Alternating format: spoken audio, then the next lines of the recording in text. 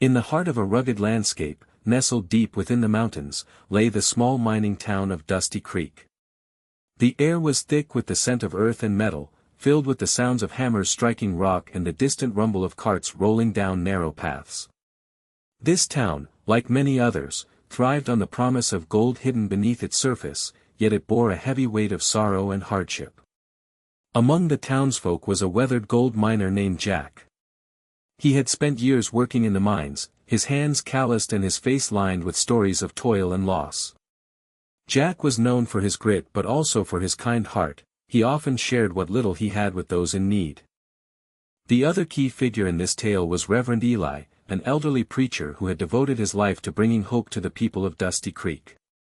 His gentle voice offered comfort during trying times, and many sought his guidance in moments of despair. Revered for his wisdom, Eli was also a man battling illness, each day becoming more of a struggle. As fate would have it, their lives intertwined when a sudden cave-in trapped Reverend Eli within the dark depths of the mine. The townspeople were thrown into chaos, but Jack knew he couldn't stand by while someone he cared for was in danger. With determination igniting his spirit, he prepared to venture into the treacherous tunnels, unaware that greater threats lurked just beyond, threats that would test both his courage and faith. It was a day like any other in the Dusty Creek mines, but beneath the surface, the earth was restless. The miners worked diligently, the sound of their picks ringing through the tunnels. However, the history of accidents loomed large in the minds of many. Just months prior, a similar cave-in had caused injuries, and whispers of danger floated through the air like a chilling breeze.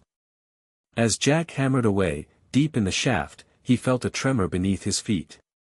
He paused, glancing up with unease as rocks began to shift above him. Panic surged through the hearts of those working nearby. Suddenly, with a deafening roar, the tunnel behind them gave way.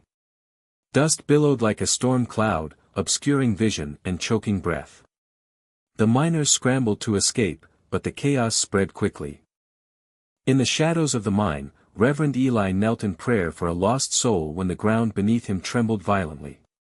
With a heart full of faith, he could only utter a few words before the ceiling above collapsed around him.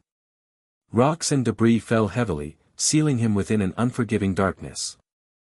Outside, Jack heard the rumble of collapsing earth and felt his heart sink. He dropped his tools and sprinted toward the source of the commotion, dread creeping into his chest. The townsfolk gathered in horror, their faces pale with fear and disbelief as they realized that Eli was trapped inside. Jack's resolve hardened. He would not let fear stop him from bringing his friend back into the light. With his heart pounding like a drum, Jack stood at the entrance of the mine, a cloud of dust swirling around him. He could hear the muffled cries of his fellow miners, but all that mattered was Reverend Eli, trapped in the darkness below. Jack took a deep breath, trying to push aside the fear that clawed at his insides. He glanced back at the anxious townsfolk gathered outside, their worried faces urging him to act. "Stay back," he shouted, as he grasped a lantern and headed into the gaping maw of the mine. The light flickered weakly against the oppressive darkness, but it was enough for him to see the scattered rocks and debris that lay in his path. The air felt heavy, filled with dust and uncertainty. Each step deeper into the mine reminded him of the dangers lurking ahead, the very real possibility of another cave-in. As he navigated through the wreckage, Jack thought of Eli's gentle voice and comforting words. The preacher's faith had always inspired him, it felt like a lifeline as he pressed onward through treacherous tunnels. Jack's muscles ached, but he refused to give in to exhaustion or fear. Then, a glimmer of hope sparkled in his mind. If anyone could keep Eli calm until help arrived, it was himself. With renewed determination, Jack called out for Eli, his voice echoing in the gloom. "I'm coming for you," he shouted, knowing he could not turn back now. As Jack ventured deeper into the mine, a darker threat loomed outside, the claim jumpers. This notorious group of unscrupulous men lurked nearby, watching the chaos unfold with smug satisfaction. They had long sought to take control of the mine for themselves, driven by greed and a desire for power. The cave-in presented a perfect opportunity to further their wicked plans. Led by a burly man named Silas, the claim jumpers gathered around a stash of dynamite they had brought along for other purposes. With snickers and whispers, they devised a sinister plot. "Let's seal it up," Silas proposed, his eyes glinting with malice. "If we blow this place shut, no one will ever find that preacher again." The others murmured in agreement, eagerly anticipating the chaos that would follow. As they readied the explosive charges, they reveled in their wickedness. "Let those fools waste their time looking for him," one of them sneered. "We'll claim this gold when everyone is busy mourning." Unbeknownst to Jack, every moment he spent navigating the ruins brought him closer to not just physical danger but also the dark intentions of Silas and his gang. Louder now, their hushed voices filled the air with dread as they prepared to trigger their explosive plan. The weight of time hung heavy on Jack's shoulders. He had to act before it was too late, not only for Eli but for the entire town at risk of losing everything they had worked for in search of gold. Jack's heart raced as he pressed on through the mine, the weight of the earth above him a constant reminder of the danger that lurked in every shadow. The narrow tunnels seemed to close in around him, and he struggled to keep his panic at bay. Each step was a gamble, not just with his own safety but with Reverend Eli's life hanging in the balance. As he maneuvered through the debris, Jack heard distant voices echoing through the tunnels. They belonged to the claim jumpers, and their laughter sent chills down his spine. He quickened his pace, knowing they were getting closer to executing their plan. "I have to find another way," he muttered to himself, scanning the dimly lit walls for any signs of a passage. Suddenly, he stumbled upon a heavy rock that blocked his path, remnants of the cave-in that had sealed Eli away from sight. Jack gritted his teeth as he leveraged his weight against it, struggling to move the stubborn boulder. Time was slipping away, he could almost hear the countdown ticking as he pictured Eli's desperate state. After what felt like an eternity, Jack finally managed to shift the rock just enough to squeeze past it. With renewed determination, he pressed on, using his lantern to light the way. Every moment counted, and as the sound of explosions loomed closer, Jack vowed he would not let greed rob them of hope. He could feel Eli's presence guiding him as he raced against time to reach him before it was too late. As Jack continued to push through the darkened mine, a faint sound reached his ears, an echo of Reverend Eli's voice, calling out from the other side of the debris. "Jack! Are you there?" The words were both a lifeline and the spark of hope he desperately needed. "Eli! I'm here!" Jack shouted back, pounding his fist against the rock wall. "Hang on! I'm going to get you out." The preacher's presence felt almost tangible, as if their spirits were intertwined despite the heavy earth separating them. From behind the rubble, Eli responded with a steady voice filled with faith. "I believe in you, my friend. God is watching over us." His calm reassurance wrapped around Jack like a warm blanket, easing the panic that had threatened to overwhelm him just moments before. "We'll get through this together," Jack replied, more resolutely than he felt. Each exchange fueled him with courage as they shared words of comfort and solidarity through the wall that stood between them. As he worked tirelessly to pry away rocks and debris, every heartbeat echoed Eli's belief in him. Jack could visualize Reverend Eli waiting for him on the other side, his kind eyes filled with confidence and his faith unwavering. "Just remember," Eli called out softly, "it's not just about finding me, it's about holding on to hope." Anchored by those words, Jack pushed harder than ever, determined to break through and bring his friend back to safety before time ran out. Just beyond the walls of rock and rubble, the claim jumpers busied themselves with their nefarious plans. Silas and his crew huddled around a stash of dynamite, their faces illuminated by flickering lanterns that cast eerie shadows on the walls. With each passing minute, the tension mounted as they prepared to unleash their explosive scheme. "Once we blow this place," Silas sneered, "no one will find that preacher alive. Let them search, it'll all be in vain." Outside, Jack pressed forward, fueled by Eli's voice echoing in his mind. But time was slipping away like sand through his fingers. He could almost feel the tremors of impending explosions reverberating through the earth.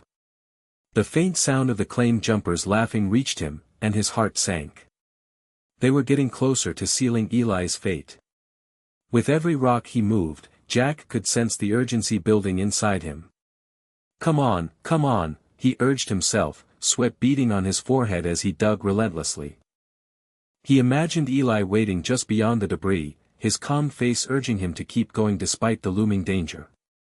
Suddenly, a loud thud echoed through the mine. The claim jumpers were setting up the explosives. Jack froze for a moment, dread pooling in his stomach. He knew he had to act fast, every second felt like a countdown to disaster.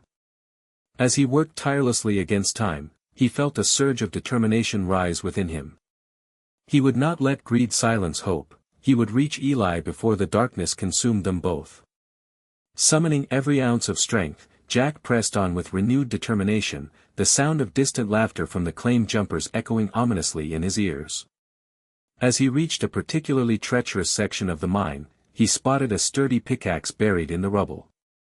Grabbing it, he had a clever idea to outsmart the claim jumpers and clear the way to Eli. Instead of simply digging through debris, Jack began to strike at the walls strategically, creating vibrations that echoed deeper into the mine. He hoped to create minor shifts in the rocks that would give him a larger opening while also drawing attention away from his escape route.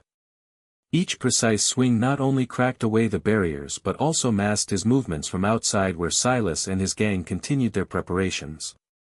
The earth trembled under his relentless efforts, dust swirling around him as he worked furiously to expand an opening toward Eli's location. After several intense moments, Jack saw a sliver of light breaking through, an opportunity. He quickly set to moving aside fallen boulders, slipping through just as shouts erupted from the claim jumpers outside. They had realized something was amiss. With adrenaline rushing through his veins, Jack squeezed through the narrow passage he had created and emerged closer than ever to Eli's voice. The faint call for help urged him forward as he used his newfound momentum and the element of surprise against Silas and his crew. Jack raced against time, this was it. His final push to reunite with Eli and save him before greed could extinguish their hope forever. With a determined heart, Jack squeezed through the narrow passage he had forged and stumbled into a small, dimly lit chamber where Reverend Eli lay trapped beneath a pile of rocks. The sight of his friend, pale but alive, ignited a fierce wave of courage within him. Eli! Jack gasped, rushing to his side. I'm here. You're going to be okay. Eli looked up with grateful eyes, relief flooding his features. I knew you would come, he whispered, his voice weak yet steady. They exchanged hope-filled words, each bolstering the other's spirit as Jack carefully began to lift away the heavy debris pinning Eli down. But just as they shared a moment of clarity, the ground trembled once more, shaking the mine ominously. Outside, Silas and the claim jumpers were counting down, prepared to detonate their explosives. Jack's heart raced, he had no time to lose. We need to move quickly, he urged Eli, sweat drenching his brow as he worked tirelessly against the clock. In a final push fueled by desperation and hope, Jack managed to free Eli just as the countdown reached its end. Run, he shouted, grabbing Eli's arm and pulling him towards safety. The tunnel erupted behind them with a deafening roar, dust and rubble cascading down like a wave of chaos. As they stumbled into the open air, gasping for breath, Jack felt an overwhelming sense of triumph.